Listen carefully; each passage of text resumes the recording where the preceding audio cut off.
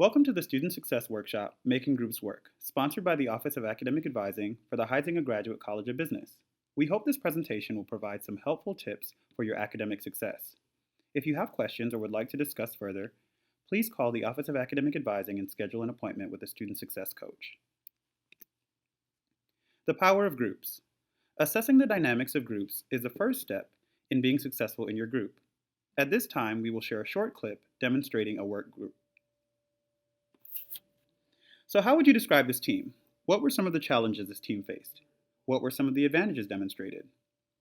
Andrew Carnegie once said, "Teamwork is the ability to work together toward a common vision, the ability to direct individual accomplishments toward organizational objectives.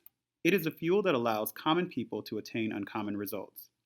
In a graduate school environment, group work provides students with a collaborative opportunity to engage and develop a task into multidimensional outcomes. This is essential because the global marketplace is outcome-driven. This positions students to respond to the rising demands of the industry. This is why the Huizenga School means business. In groups, you will develop task orientation, which assimilates you to the requirements of a task. This is the primary point of origin in group work. Once you determine the what, you will need some other critical dynamics in order to achieve success in your group. From your group work, you should expect to learn discipline to the task, the ability to lead, and to follow the lead of others. Develop effective communication, and much more. All these factors are essential to success in today's global marketplace. On the matter of success, let's consider some other key benchmarks. Benchmarks for success.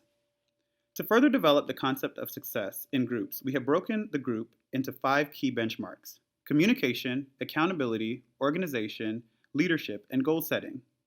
This is not an exhaustive list, but from it, most of the strengths and opportunities of making groups work will stem. Let's see how we can begin fusing these concepts into our group work. The first group meeting. In the initial meeting, we will highlight and strengthen the benchmarks of communication by expressing the importance to our teammates and determining each team member's preferred method of communication. Ultimately, the group will need to decide on a primary and secondary for all group work. Another tip is to have icebreakers. Consider including an activity that gets everyone engaged with a task. On the surface, this is just a fun activity for your new colleagues. In essence, it's giving you an opportunity to assess the strengths and opportunity in your group. Let's look at some other tips. Use the first team meeting to get to know your team. Communication and placement are vital to the success of the group. Often the misconception is that the most extroverted group member is the obvious choice for the team leader. Be very purposeful about this selection.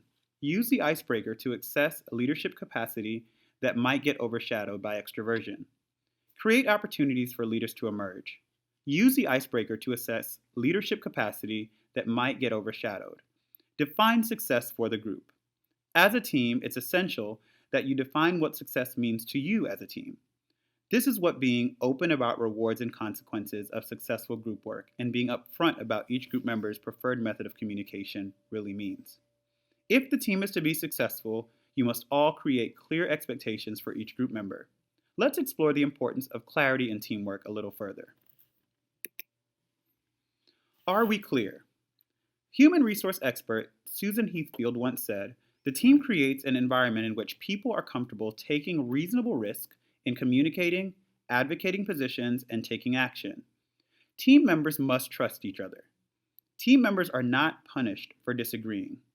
To further elaborate on trust building and teamwork, it's essential that the team is on the same page. You may find it helpful for your team to meet and ask qualifying questions like, what are our goals? What are our strengths? What are our opportunities? What are our time commitments? And how will we measure success? Who's the boss? During the first meeting, you should decide who the team leader will be. Keep in mind that group leaders must be willing to participate in every area of the group's assignments. When selecting a group leader, consider some of the following. Does this leader fit the task? Is this leader open to learning from others? Is this leader followable? Is this leader a good communicator? Remember, just because someone takes charge doesn't mean they should be in charge. Pick your group leaders carefully.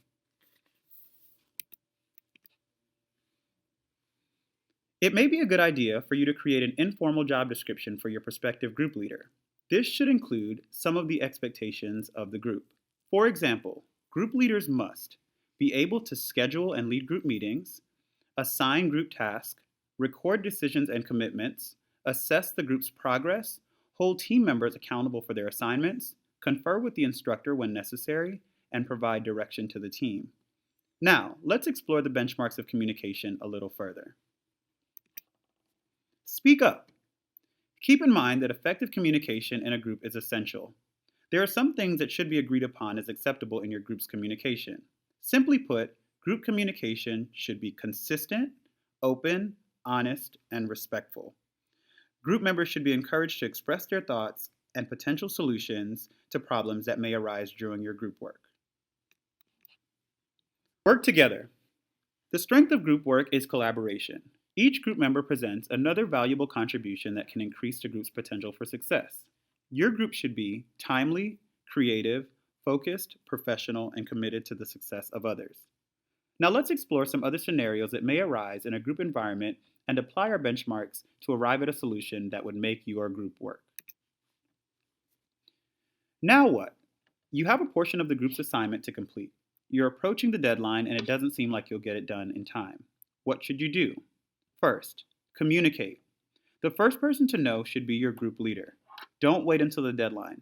It's better to suggest you may need more time and not take it than to need an extension and the team not be prepared for it. A tip would be, always plan ahead. Avoid delays whenever possible. Let's try another one.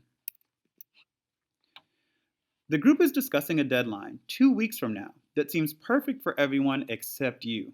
You're concerned about juggling this task with your other obligations. What do? Organize. As a member of a team, it is important to create clear expectations for yourself and others. In this case, only accept a deadline that you know you can keep. Upon accepting this deadline, be sure to organize the next 2 weeks in manageable pieces to ensure you're able to complete your task. Here's another tip. Set incremental deadlines for yourself.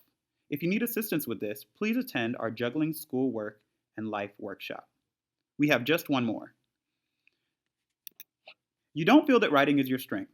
You have been given a task that includes extensive writing. What do? Accountability. Accountability can extend beyond your group.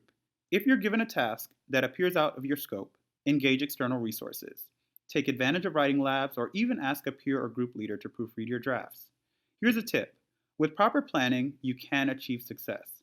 Group leaders are usually willing to assist if you don't wait until the last minute. Now, before we end our session, let's take a look at our benchmarks for success one more time. Communication, accountability, organization, leadership, and goal setting.